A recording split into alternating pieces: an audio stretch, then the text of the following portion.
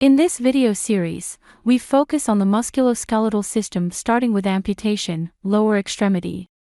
The diagnosis we will focus on is anxiety during the preoperative phase of the amputation.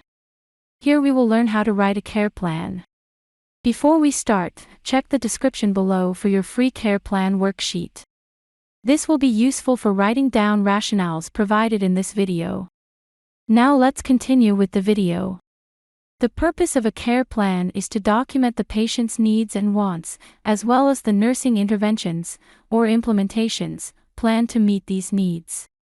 As part of the patient's health record, the care plan is used to establish continuity of care.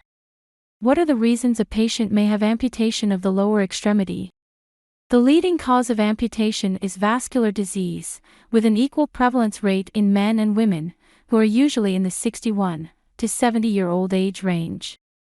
Clinical conditions that predispose the patient to amputation include peripheral arterial disease, diabetes mellitus, and Buerger's disease. The second leading cause of amputation is trauma, in which the accident itself may sever the limb or in which the limb is so damaged that it must be removed after the accident. Primary bone tumors account for less than 5% of all amputations, with about 1/3 of these occurring in the 16 to 20-year-old age range.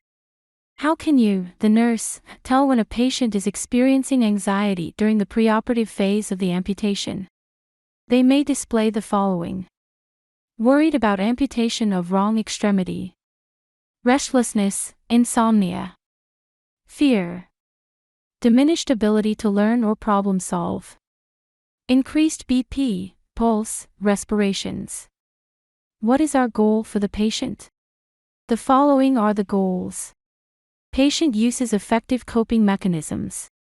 Patient describes a reduction in the level of anxiety experienced. Patient maintains desired level of role function and problem solving. Ongoing assessments. The ongoing assessments for anxiety are: assess the patient's level of anxiety. This is because the level of preoperative anxiety will vary based on the patient's understanding of the surgery, perception of surgical outcomes, previous surgery experience, and personality. The reason for the amputation, vascular disease versus trauma, may be a factor in the level of anxiety experienced by the patient. Reactions to anxiety may range from mild to severe. The patient may appear calm but express nervousness with mild anxiety. As the level of anxiety increases, the patient may experience increased vital signs and report feeling overwhelmed by the anticipated surgery. Determine the patient's concerns about the anticipated amputation. This is because patients facing extremity amputation may express fear about the wrong extremity being amputated. Other concerns may include postoperative pain, body image changes, and changes in role function. Determine how the patient uses defense mechanisms to cope with anxiety.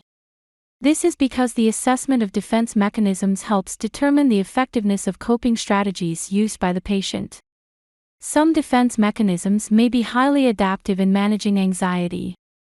Other defense mechanisms may lead to less adaptive behavior with long-term use. Therapeutic interventions. Now let's go over therapeutic actions of the nurse. Acknowledge awareness of the patient's anxiety. The reason for this is because acknowledgement of the patient's feelings validates the feelings and communicates acceptance of those feelings. Stay with the patient as necessary during preoperative visits by members of the surgical team.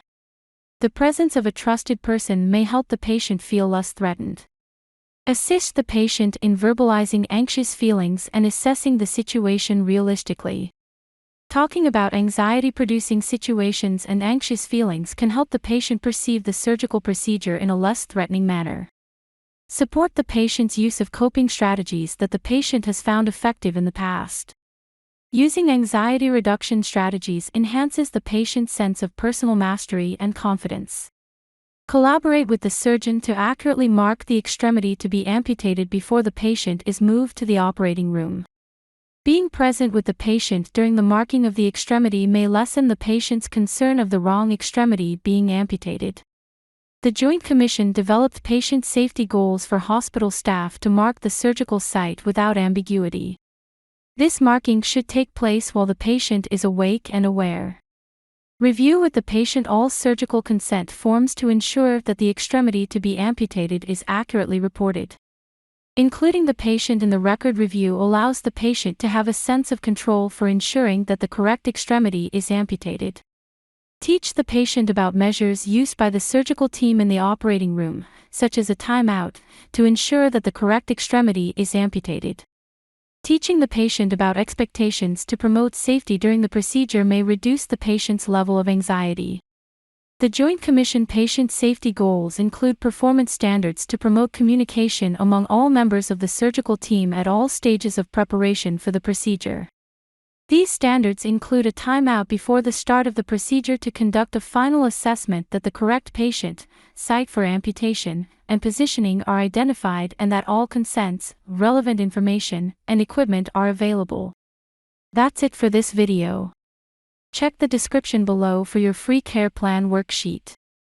This will help you retain information for passing exams. Good luck with your future studies as a nurse.